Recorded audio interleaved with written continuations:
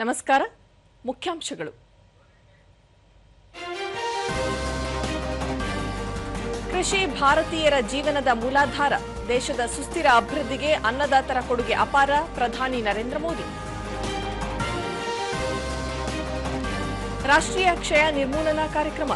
ಸಮುದಾಯ ಜಾಗೃತಿ ಹಾಗೂ ರೋಗದ ತ್ವರಿತ ಪತ್ತೆಯಿಂದ ಯಶಸ್ವಿ ನಿರ್ವಹಣೆ. ಸಚಿವ ಜೆಪಿ ನಡ್ಡಾ. ಮುಂಗಾರು ಹಿನ್ನೆಲೆ ರಸ್ತೆ ಸುರಕ್ಷತೆಗೆ ಪರಿಣಾಮಕಾರಿ ಕ್ರಮ ಕೈಗೊಳ್ಳಲು ಕೇಂದ್ರ ಸಚಿವ ನಿತಿನ್ ಗಡ್ಕರಿ ಅಧಿಕಾರಿಗಳಿಗೆ ನಿರ್ದೇಶನ. ಹಾಗೂ ಇಂದು ಭಯೋತ್ಪಾದನಾ ವಿರೋಧಿ ದಿನ. ರಾಷ್ಟ್ರೀಯ ಹಿತಾಸಕ್ತಿಗೆ ಮಾರಕವಾದ ಪಿಡುಗಿನ ನಿರ್ಮೂಲನೆಗೆ ಪಣ. ವಾರ್ತೆಗಳ ವಿವರ. ಭಾರತದಲ್ಲಿ ಕೃಷಿ ಕೇವಲ ಫಸಲು ಬೆಳೆಯುವ ಪ್ರಕ್ರಿಯೆಯಷ್ಟೇ ಅಲ್ಲ, ಬದಲಾಗಿ ಮಾನವ ಮತ್ತು ಭೂಮಿ ನಡುವಿನ ಪವಿತ್ರ ಸಂಬಂಧದ ಸಂಕೇತವಾಗಿದೆ.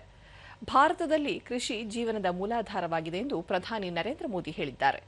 ರೋಮ್ನಲ್ಲಿ ವಿಶ್ವಸಂಸ್ಥೆಯ ಆಹಾರ ಮತ್ತು ಕೃಷಿ ಸಂಸ್ಥೆ ಪ್ರದಾನ ಮಾಡಿದ ಪ್ರತಿಷ್ಠಿತ ಅಗ್ರಿಕೋಲಾ ಪದಕ ಸ್ವೀಕರಿಸಿ ಮಾತನಾಡಿದ ಅವರು, ಈ ಪದಕ ದೇಶದ ಅನ್ನದಾತನಿಗೆ ಸಿಕ್ಕ ಅತಿದೊಡ್ಡ ಗೌರವವಾಗಿದೆ ಎಂದರು. ಪದಕವು ಕೇವಲ ತಮಗೆ ದೊರೆತ ಗೌರವ ಅಲ್ಲ, ಇದು ಭಾರತದ ಕೋಟ್ಯಂತರ ರೈತರು, ಪಶುಪಾಲಕರು, ಮತ್ಸ್ಯಪಾಲಕರು ಮತ್ತು ಕೃಷಿ ತಜ್ಞರು ಹಾಗೂ ಶ್ರಮಿಕ ವರ್ಗಕ್ಕೆ ಸಂದ ಗೌರವವಾಗಿದೆ. ಮಾನವ ಕಲ್ಯಾಣ ಹಾಗೂ ದೇಶದ ಸುಸ್ಥಿರ ಅಭಿವೃದ್ಧಿಗೆ ಸಿಕ್ಕ ಮನ್ನಣೆಯಾಗಿದೆ. ಈ ಪದಕವನ್ನು ಅತ್ಯಂತ ವಿನಮ್ರವಾಗಿ ಸ್ವೀಕರಿಸಿದ್ದು, ಇದನ್ನು ತಮ್ಮ ದೇಶದ ಎಲ್ಲ ಅನ್ನದಾತರಿಗೆ ಅರ್ಪಿಸುವುದಾಗಿ ಪ್ರಧಾನಿ ಹೇಳಿದರು.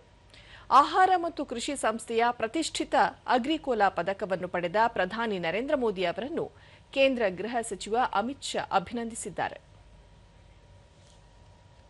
ड्रोन्स, रिमोट सेंसिंग टेक्नोलॉजीज और सेंसर बेस्ड मशीनरी भारत में खेती को स्मार्टर और डेटा ड्रिवन बना रहे हैं.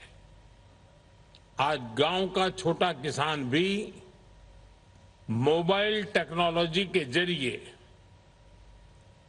वेदर अपडेट्स, क्रॉप एडवाइजरी और मार्केट इंफॉर्मेशन तक पहुंच रहा है. और भारत क्लाइमेट रेजिलिएंट एग्रीकल्चर पर भी तेजी से काम कर रहा है.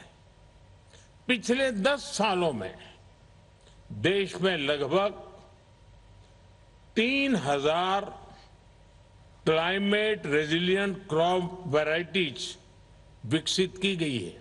3000. देश के करोड़ों किसानों को इससे लाभ मिल रहा है.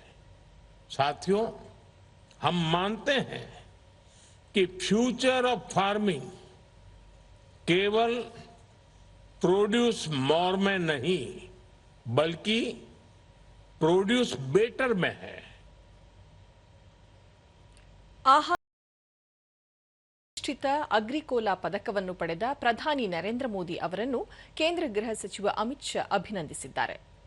ಸಾಮಾಜಿಕ ಮಾಧ್ಯಮದಲ್ಲಿ ಅವರು, ಈ ಗೌರವ ಲಕ್ಷಾಂತರ ಭಾರತೀಯ ರೈತರು ಮತ್ತು ಕೃಷಿ ವಲಯಕ್ಕೆ ಸಂಬಂಧಿಸಿದ ಎಲ್ಲರಿಗೂ ಸಂದ ಮನ್ನಣೆಯಾಗಿದೆ.